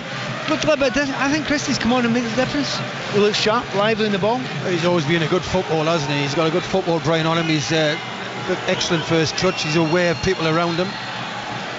Yep, came on as a substitute on Friday, likewise today, as Bellingham, trying to bring the ball down, has just given it away to McGregor, and then a shot from distance from Christie, 25 yards plus, but had a goal, dragged it wide by 3 or 4 yards of the right post as he looked at it. There was absolutely nothing else on for him. Didn't have the full-back or the wing-back flying up the left-hand side to give him a hand, so he was on his own, so he let fly from there. Long shot in every manner of means. So it is a goal kick that Ramsdale will take. Aaron Ramsdale. His Arsenal team will be away at Everton on Sunday. That's one of our Premier League commentaries this weekend, as incidentally is West Ham Manchester City, which is a very interesting one. Saturday afternoon, 3 o'clock. That you will hear on 5 Live when the Premier League resumes this weekend. But Scotland with McTominay. Now here's Hickey up towards the edge of the penalty area. He gets it back from McGinn and shoots left-footed, but that was blocked by Dunk. He threw himself in front of it. Scotland back in possession. This is better. This is better. The substitutions have helped Scotland. Ball into the penalty area. Dunk very coolly chests it back to Ramsdale. He's impressed, Lewis Dunk. Well, that's probably the most impressive moment of the game so far. A whipped ball, and most would just header it anywhere or try and lash it with the left foot. Calm as you like, chests it back to his goalkeeper with blue shirts around him, it has to be said on that occasion. Yes, he looked good there. Yeah, Lewis Dunk has had the look tonight throughout the match of a player who, when Gareth Southgate said to him, "Do you fancy this?" said, "You better do." Ball into the edge of the penalty area, but again it's Dunk strong against Dykes, and he's able to head it back after winning the initial duel to Aaron Ramsey. Yeah, he's got a little bit of everything, Dunk, hasn't he, in terms of his qualities? And I think over the years people have questioned his positional sense and his pace at times. We know the Premier League's a very hard league to play, but I think he reads the game very well, and I think that helps him enormously, the way he can read it. And I think he's had good coaches at Brighton. Scotland 0, England 2. No further addition to the score after Foden and Bellingham scored in the first half in the space of around 3 minutes. The first one, Kyle Walker driving the ball across. You were, I think you were undecided between the two of you. No, I actually saw the replay of it, John, and I think he just directs it onto the target. He's quick feet, but at first I thought he just hit him. But when you actually watch it again, he does actually direct it onto the target. He doesn't know where it's going, but he does direct it onto the target. Better from Scotland this around the edge of the England penalty area, McGinn and Hickey, but it breaks down, and England are off with the ball again. It's Rashford flying down the wing for England. Still going halfway inside the Scottish territory, plays it into the box to Bellingham. Bellingham though overhits the cross on the turn, just got underneath it and it drifted away over the angle of post and bar. And Kane was wide open in the front there, wasn't he? It was 6-yard line, nobody near him, just needed to get to the ball to him. Scotland through the middle to McGinn, and now to the right hand side. Robertson is out there. Robertson into the area, drives it across, it's deflected. It's an own goal, and it's Harry Maguire. Scotland have a goal back, created on the counter-attack. Robertson slipping it across, and on the stretch, Maguire gave Ramsdale no chance, and Hampden absolutely loved that. An awful moment for Maguire, and it's Scotland 1, England 2 now. Well, he has been put under a lot of pressure by the Scotland fans, it has to be said. Every time he's touched the ball, he's got the ironic cheers. But the ball was put in there and he's just stuck out a leg, hoping for the best. But he didn't go and try and affect it. He just threw out a lazy leg. And listen to the reaction of those fans. I mean, he's been getting a lot of stick off the Scottish fans, we know that, but he's unlucky. He stuck his foot out to try and block it. It's come off his toe. Ramsdale's already on his way down to the right. It's gone in. I tell you what, what's improved Scotland a lot, playing Hickey further forward. He's very dangerous running down that right in the final third. Just that change to the back four. You know, Hickey's a normal right back now. He knows his job, it's not complicated, and it just looks a lot better. And now the mood in Hampden has rather changed, and Scotland sweeping forward again, and Robertson playing it in left-footed, and Dykes got his head to it in between two England defenders, but could only head it well wide as he stretched for it. So Scotland 1, England 2, and perhaps the outcome is not certain after all. You'll hear the remainder of it with Chris Waddle, Pat Nevin and Ian Dennis. Thank you, John. Well, we had a stirring finish here at Hampden the last time we were here in June 2017, when it finished 2-2, and who would have thought, with the level of control that England have had in this game, that all of a sudden we could be talking about Scotland trying to salvage something. Well, give Scotland credit, they've had a go. England have come right off the pace, trying to play too much possession, didn't stick to what they did first half, moving the ball, 1 and 2 touch football, which was great on the eye. They've been a bit sloppy this half, and give Scotland credit, nothing to lose, started putting bodies forward and asking questions. And Robertson is forward, and the irony as well, given the fact, as Pat was saying, that there were so many ironic chants when Harry Maguire was touching the ball by the Scotland supporters as soon as he came on, and then they were genuinely cheering as that own goal has reduced the arrears. Scotland 1, England 2, just over 20 minutes remain on BBC Radio 5 Live, and there is activity down below for England. We're going to be seeing Eze, who's going to be coming on, and Bukayo Saka is also going to be coming on, so a double change for Gareth Southgate. And still Harry Kane remains on the field with 69 minutes played, by him playing Bayer Leverkusen on Friday. The England captain still out there.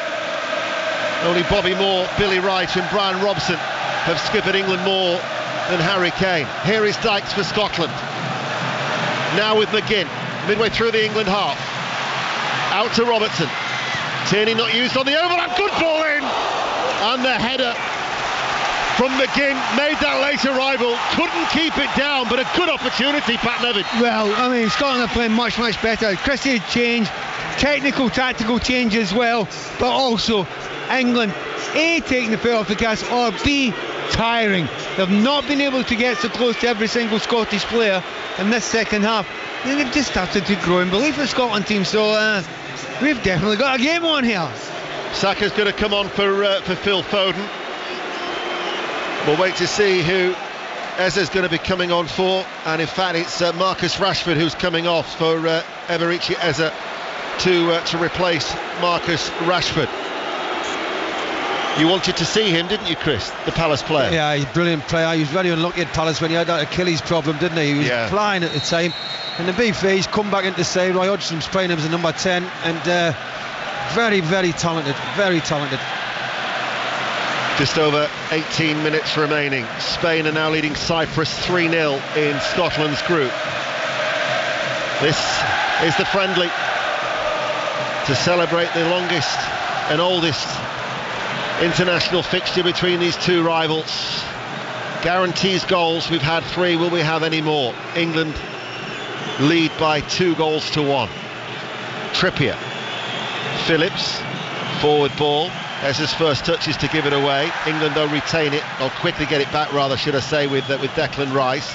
Phillips dropping inside his own half, and then the ball goes back. There's the ironic cheers once again for Maguire, who's been taunted throughout since he came on at the start of the second half. Slender lead then for Gareth Southgate's side. Steve Clarke will be certainly pleased with how his side have responded in this second period, as the ball is played forward by Walker, and Ezra is in here. Ezra's nice touch, enters the penalty area. Good save by Gunn, made himself big, smothering save. They still haven't got the ball away. Now they have. What a save that was, Pat Nevin. Yeah, but that ball that we saw so often in the first half, just seeing it again now. High line, straight over the top, pace gets in there. By the way, I'm with Chris on this. I'm fully paid up member of the Eze and indeed the Lisi fan club. He is a fabulous player. Angus Gunn, who's done well, 4 clean sheets in his 5 appearances before tonight, who of course was part of the training camp ahead of the World Cup, ahead of Russia in 2018, and Gareth Southgate, Angus Gunn, switched his allegiance in March. That was a good save from Ezra as Walker switches play and hoists it high out towards that far side. Trippier kills it dead. Inside to Ezra in the inside left channel of the penalty area. Back to Trippier. Trippier sends over the cross. Harry Kane brings it down. Harry Kane buries the ball, but the referee's whistle has gone. It was a similar position actually where he got the equaliser 6 years ago. It's a definite free kick, isn't it? And he just backs in, he pushes him straight over. It was a great finish, but great strike of the ball, but definite foul. Yeah. England's actually upped the tempo a little bit, since Scotland got first goal, 2-1 now, and I think England's actually started upping the tempo and pressing a little bit higher again. Spain 4, Cyprus 0. Ferran Torres has got that 4th goal for Spain. BBC Radio 5 Live, just over a quarter of an hour remaining here at Hampden Park. As here is Harry Kane, hooks it forward, brought down by Bellingham. Loses the ball eventually. Challenge comes in from Kane. Referee says he got the ball. Fair challenge, says the Italian referee.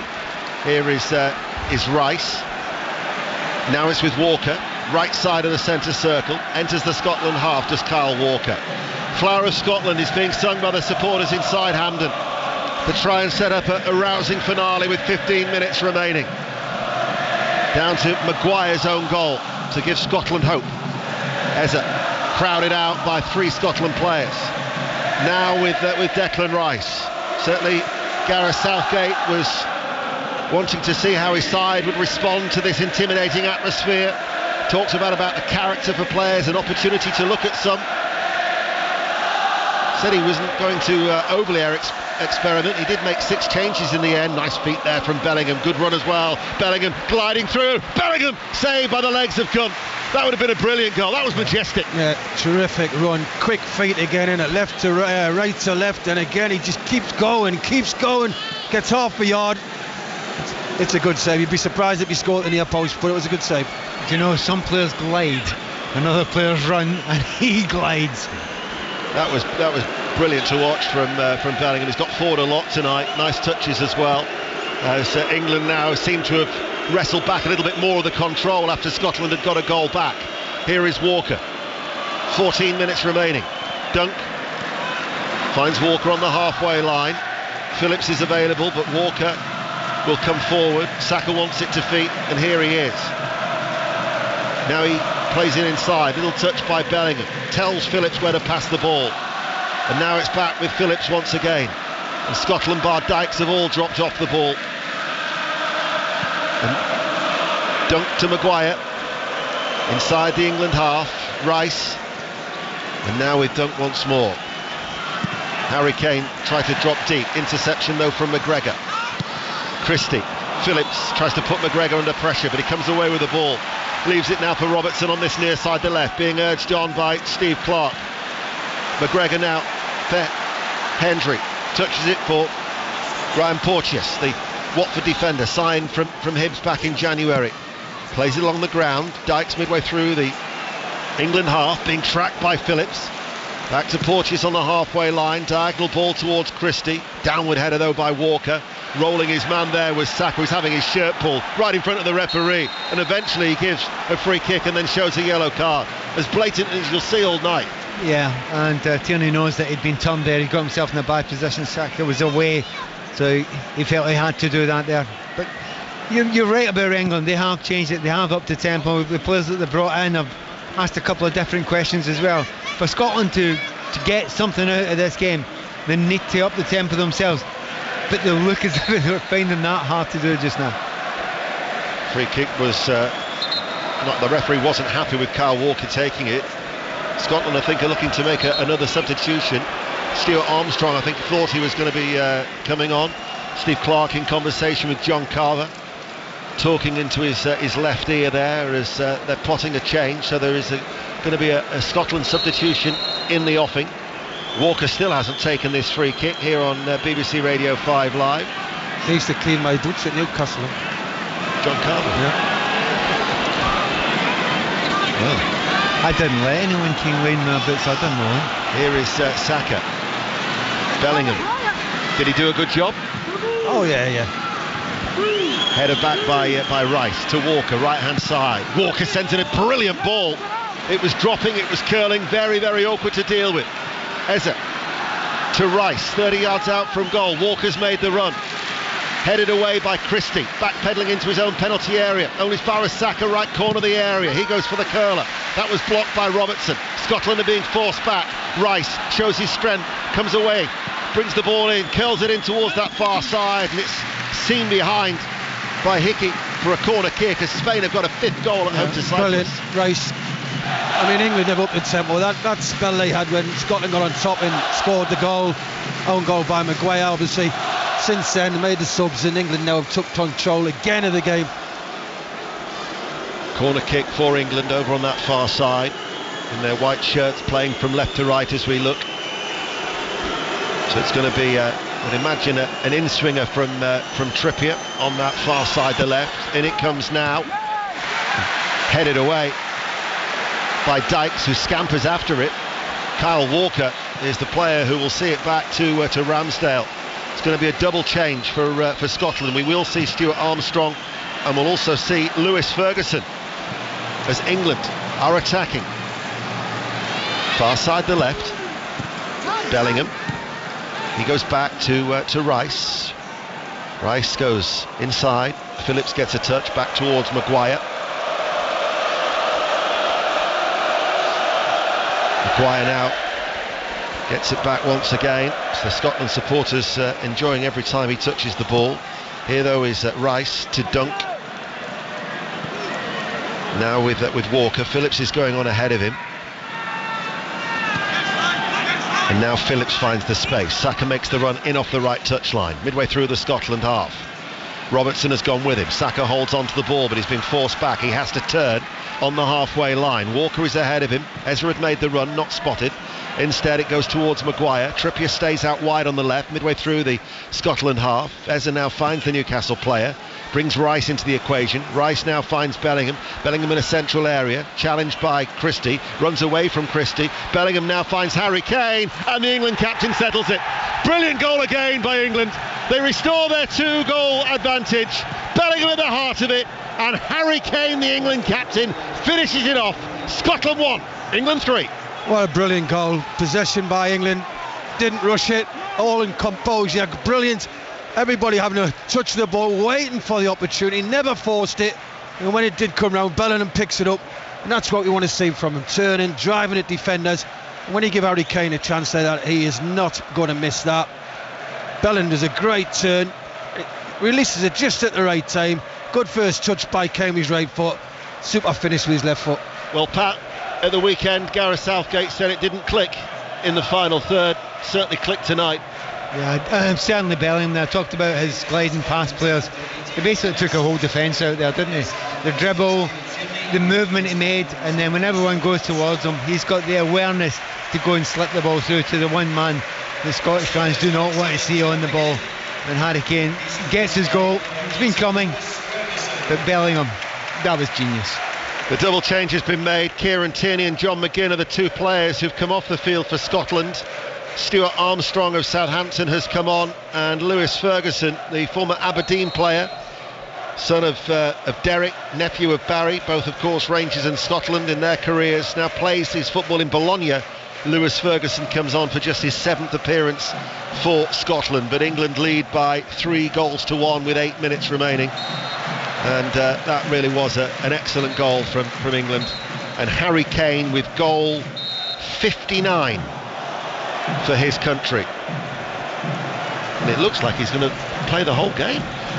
I think Gareth I'll take him off with the way they were playing 2-0. I'll take him off, but give Scotland the credit. They upped the tempo for 20 minutes, 15 minutes the second half. Got a goal back. He's probably thought, I'm going to leave him on now. I wouldn't be surprised if he comes off. Yeah, Wilson's coming on, so yeah.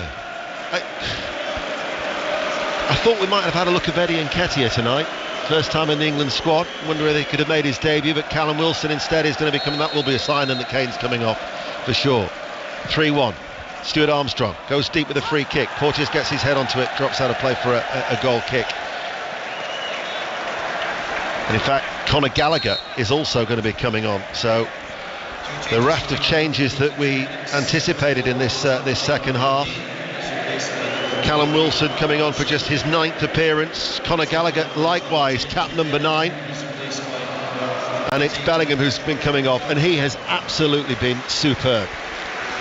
Yeah, he's a class apart. I mean, a top class international player who, as the game went on and space developed, we always say the same thing: good players like space, and when space developed, he sits so incredibly well.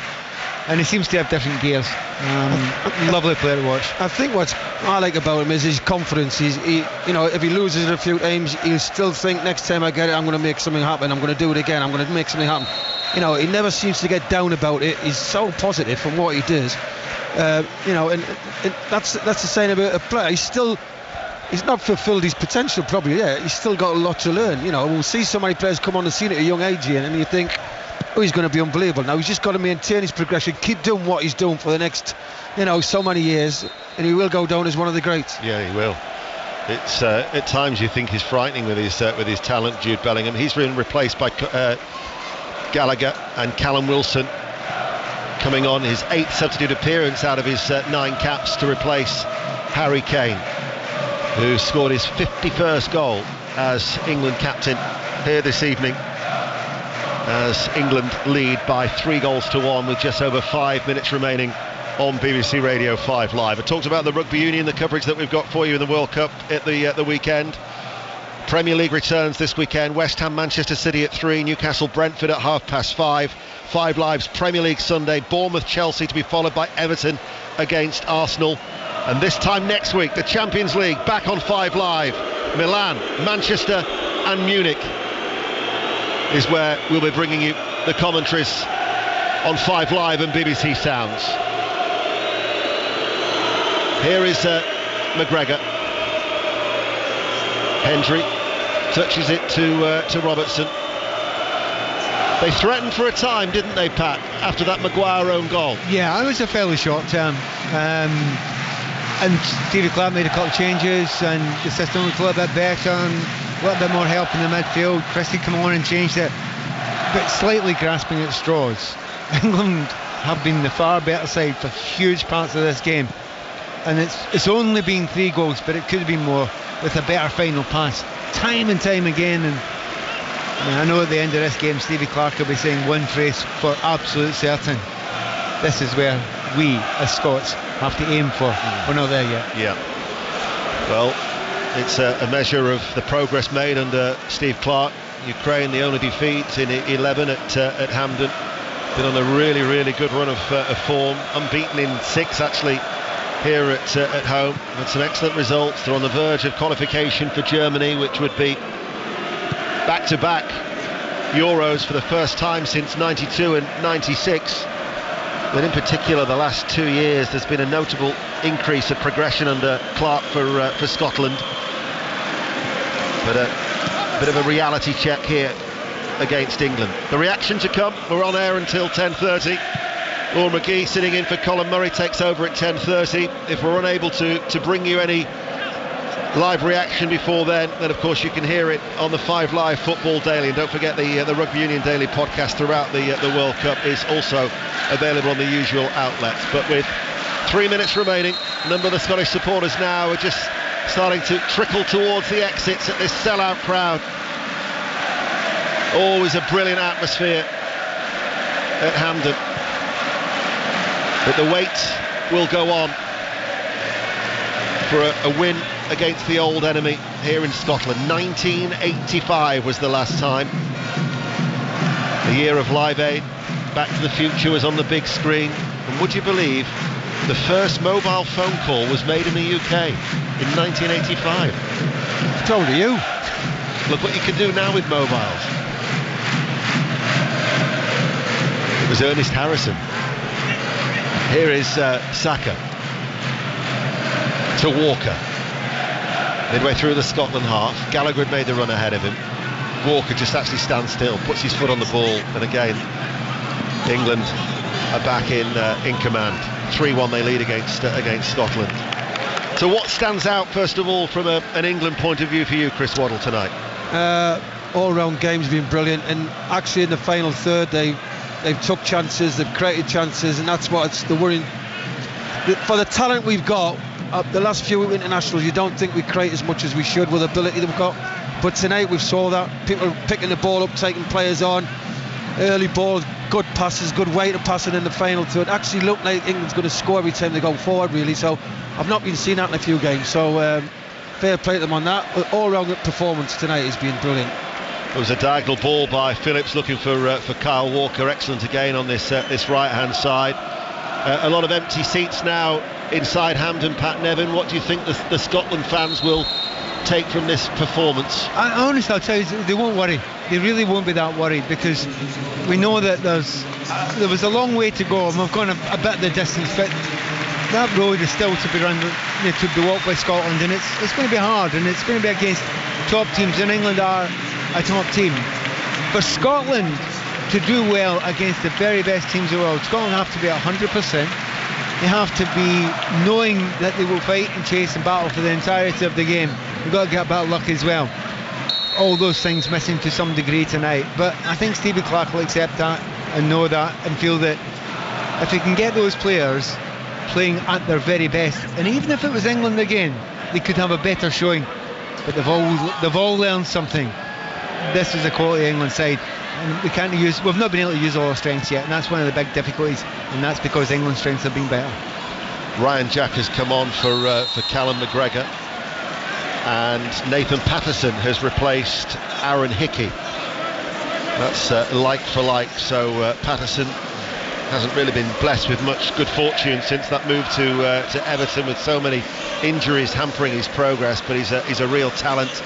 Is the former Rangers man, so he'll come on for the closing stages, and we'll be about to find out how much added on time there will be as Gallagher overhits that. He was a little bit off balance as he was running forward to the edge of the area, and Angus Gunn, all in yellow, made the... I thought he was going to pull the trigger himself. He got himself in a great position. His 3 minutes added on. Yeah, I thought he was going to pull the trigger. He was stretching a little bit when he made the pass.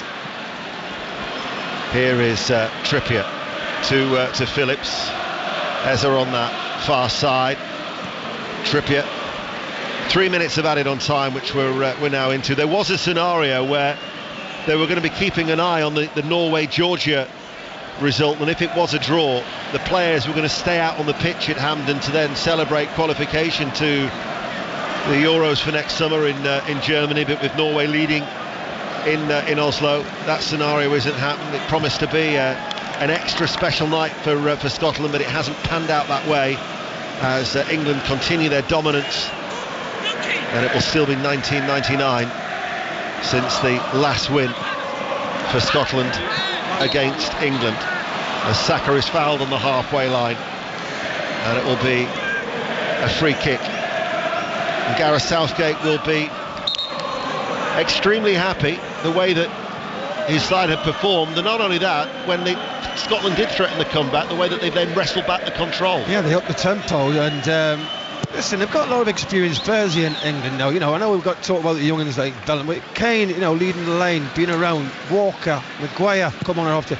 There's a lot of players, you know, in this team. Rice now, a lot of Cuff. There's a lot of these players in this team now in positions who, you know, being around, very experienced at this level, and I just think the confidence is there, and I kind of fault England tonight. All right, you can have that 10 minutes, 15 minute spell where Scotland had a go and Harry Maguire puts in his own goal, but you've got to say overall the game, England have been far, far superior. Georgia have actually got a goal back in Oslo, so it's Norway 2, Georgia 1.